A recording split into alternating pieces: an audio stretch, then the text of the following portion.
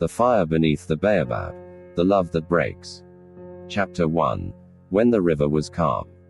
In the heart of Ngori, beneath the great baobab tree that stood like a sentinel in the village square, Ayana first laid eyes on Kwabena.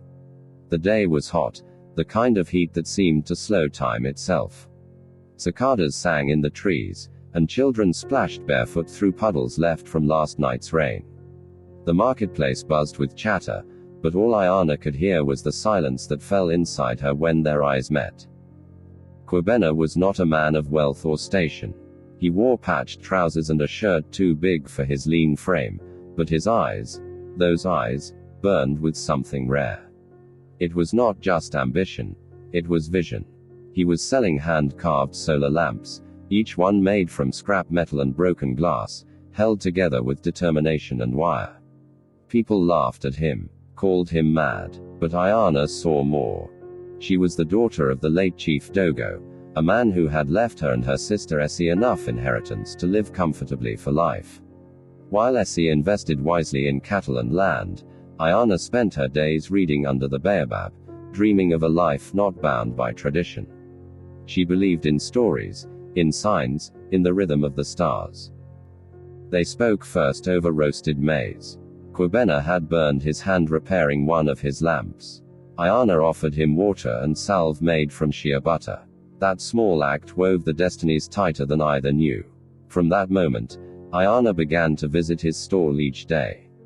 Soon, she was bringing him books on mechanics, sketching designs beside him. She introduced him to the elders who funded small village projects. And when they laughed at his dreams of building a solar farm, she stood beside him. Essie disapproved. "You are burning your soul for a man who lives in the clouds," she warned. But Ayana was already too deep.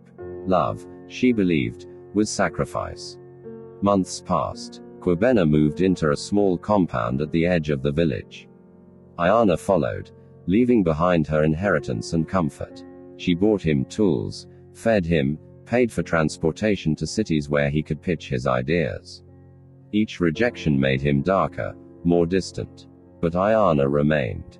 One night, beneath the baobab, Elder Nene called to her. "Child of fire, be careful. Love that burns too hot leaves only ash." Ayana laughed softly. "But fire also gives light. And it blinds." The warning echoed in her dreams. Kwabena changed slowly, like the tide retreating unnoticed. He stopped sharing his ideas. He began disappearing for days, claiming to meet investors. When he returned, he was colder. Ayana tried to reignite what they had. Dinners, dancing, whispers under the stars. But he was always elsewhere. Then came the day he met Zara, daughter of a wealthy oil magnate. She wore imported perfume and city heels. She saw in Kwabena a genius to be polished, not a soul to be nurtured. With her father's connections, she helped him register his company in Accra. Ayana found out from a radio broadcast. The announcer praised Kwabena Mensah, the rural visionary. No mention of Ayana, no gratitude, not even a glance back. Her hands trembled as she turned off the radio. Outside, the baobab rustled in the wind, like 1,000 voices whispering the truth she refused to hear. The river that once ran calm was now beginning to rage.